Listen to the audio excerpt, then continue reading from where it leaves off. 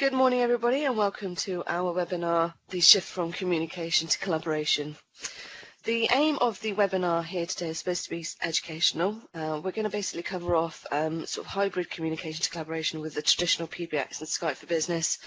We're going to run through some of the technology, obviously covering best of both worlds, and give you some real case examples with a couple of case studies. And finally, we'll finish with a Q&A session. The webinar is going to last approximately 20 minutes, and we'll have 10 minutes at the end, as I say, for the questions. Having said that, please feel free to write any questions you may have throughout the webinar in the instant message window. Just to give you sort of some background in terms of this session, we are actually the start of our first series of webinars, focusing on Microsoft online services, such as Office 365, Microsoft 365 to include enterprise mobility and security, and we're also going to do a session on Teams, which is a further collaboration product from Microsoft. All of this is to assist you in how we can help you move more effectively and engage with prospects and clients within your sector. We will share details of this session and details of the following webinars upcoming before we wrap up this morning. So, on the webinar this morning, we have Nick, Alistair, and myself. I'm a strategic account manager at Pennine. I've worked within the IT industry for about 10 years. Within really sort of focusing with sort of Microsoft technologies. I very much enjoy working with clients to help them become more effective, really both as a business and in helping them to onboard new clients. So to that end, I'm going to hand over to Nick now to introduce himself and to position the session. Thanks, Joe. For those who don't know me, my name is Nick Simister and I've worked in telecoms for almost 20 years, seeing many technology changes along the way. Communication all of those years ago was done with analog telephone systems where we picked up a phone and we spoke with people. If you were lucky, you had a BLF or a busy lamp field, which let you see if one of your colleagues were on the phone. I guess this was our first glimpse of presence. Then came along mobiles. Not only could we speak to people on the move, we could text, which allowed us to get an instant response from people. Digital telephony gave us ISDN and changed everything. No longer did reception have to answer your call, you were given a direct dial number, and when you called them, they recognised you were calling them with your CLI. Another trend that took off with ISDN2 was point-to-point video conferencing, where Polycom and the like could install their solution and we could conduct meetings over video. IP telephony was next and saw us communicating with users regardless of their destination or device. Delivering a single number for contact, calls could be reached in the office via the desk phone, at home, with a soft client installed on the PC or on the mobile device. We were always contactable. Communication is now more collaboration, where we can work together via multiple technologies, all in one place. Excuse me. And the good news is that we can do this without changing the traditional telephone system that you have invested in, be it Avaya or any other solution, regardless of its age. We're then connecting to Skype for Business. Skype for Business is a cost-effective method of enabling unified communication, and for me personally, it's totally changed how I work. If I need to communicate with a colleague or a client urgently, I will search for them under my list of contacts and check their present status, which is populated automatically from Outlook. If they are available, I can send a message to them and get an instant response, or I may choose to call them, safe in the knowledge that wherever they are and on whatever device, they will answer. And Skype for Business can be used from the handset, the PC, tablet or mobile device. Video conferencing is easy, be it in a large meeting space or on my mobile device. I can initiate a call by simply sending an Outlook invite to as many people as I wish, or if it's a quick one-to-one video, I can just hit the video tab that is available from my contacts list. Desktop and document sharing allows others to see real-time what I'm working on. Exactly what I'm doing right now with this presentation. I can also choose to give control of the screen to whoever I'm working with, and they can make any changes that are needed. Collaboration becomes even more interactive when using Microsoft Teams, a topic we will also talk about in another one of our webinars. Remember, all of these actions can be performed with colleagues, clients, suppliers from any device, anywhere in the world. As I mentioned at the beginning, the way I work has changed, my travelling has reduced, my time actually working has increased, but I still use the same traditional style PBX as I did all of those years ago. I'm now going to hand over to Walt, who can talk in more detail about how this could work for you. Thanks, Nick. So I'm Alistair Alf. I'm Head of IT Services here at Pennine. I've worked in the Microsoft industry for the last 12, 13 years on all things Microsoft, but focusing primarily around Skype for Business and previous iterations of the product. So as Nick alluded to, most companies now, or all companies, have a phone system. And we're also seeing an increase in interest in Skype for Business. That's where either where people have already done a soft rollout of Skype for Business or are looking at Skype for Business. So every company has a PBX. Some companies have Skype for Business, and that could be through Office 365 in the Microsoft Cloud, or it could be an on-premise deployment of Skype for Business. And not a lot of people realize that the phone system and Skype can be integrated, and therefore Skype can be used as the client of choice for voice traffic, all via the on-premise phone system. So we have our PBX, and that's connected to the PSTN network for your landline calls, mobile calls, etc. As I said, some customers are rolling out Skype and disparately have connected their Skype for Business to the PSTN network. So that could either be via Microsoft's phone system and all the voice traffic carried via Microsoft's network, or using your own SIP to carry that traffic. What we do in a hybrid deployment is connect that Skype for Business solution, be it on-prem or in Office 365, into the PBX, and therefore route all voice traffic through that PBX to the PSTN network. So this gives control. It gives you the ability to manage your own SIP and in effect manage your own costs, but it also gives us unified communications, because those users that remain on the existing phone system can talk to the Skype for Business users seamlessly and vice versa. So ultimately this gives administrators, users, IT managers choice. So the choice to work more effectively, the choice to enable things like flexible working, and even use a hybrid solution as a stepping stone to the eventual decommissioning of legacy on-premise phone systems and a full move to Skype for Business for voice. So at Pennine we like to drink our own champagne, and we use this holistically, as we do with all of the products that we go to market with. So I'm just going to run through a couple of scenarios just to try and give an overview of how the best of both worlds works. So we have an Avaya telephone system internally, and that is integrated with our Skype for Business. So we have a number of user personas, either a full Skype user that uses Skype for all of the telephony requirements, or what we term a hybrid user, where they still have the traditional Avaya phone on desk, but are starting to use some of the features of Skype for Business, so the instant messaging, presence, etc. And I'll try and demonstrate how we bring those together. So Belinda is a hybrid user, so she has Skype on a desktop and an Avaya phone. So she can instigate an instant message conversation, in this case with myself, being a full Skype user. She wants to have a quick chat, so she sent me an IM to see if I'm free and free to talk. As luck would have it, I am. So I can hit, in my Skype client, hit call, and that will initiate a call from my Skype soft client on my desktop to Belinda's Avaya telephone. And it still uses the caller ID, etc. that Nick was talking about.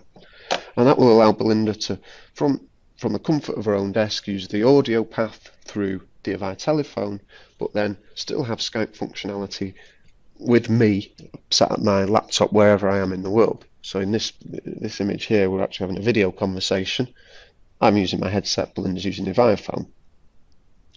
And that works exactly the same in reverse. So Belinda works traditionally with her Avaya phone. She likes extension dialing, for example. So she can simply dial my extension, as she's done for a number of years.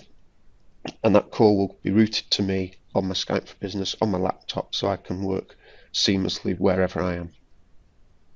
So that's just a real brief overview of how the best of both worlds works. We've got a video series that's available on YouTube that we'll share the links to as well, which really looks at all sort of 4 or 5 personas and scenarios that we use here at Pennine that we think apply to many, many businesses.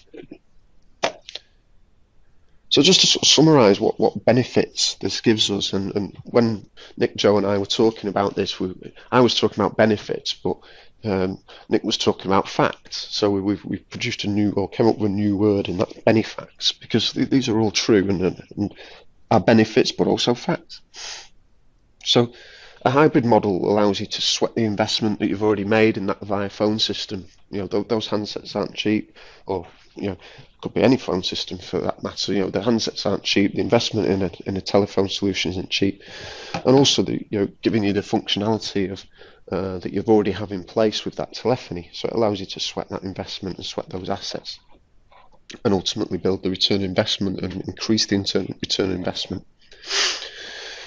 Getting more out of Office 365. So we're seeing customers that have invested in Office 365 maybe for Exchange, for email, maybe for the Office applications.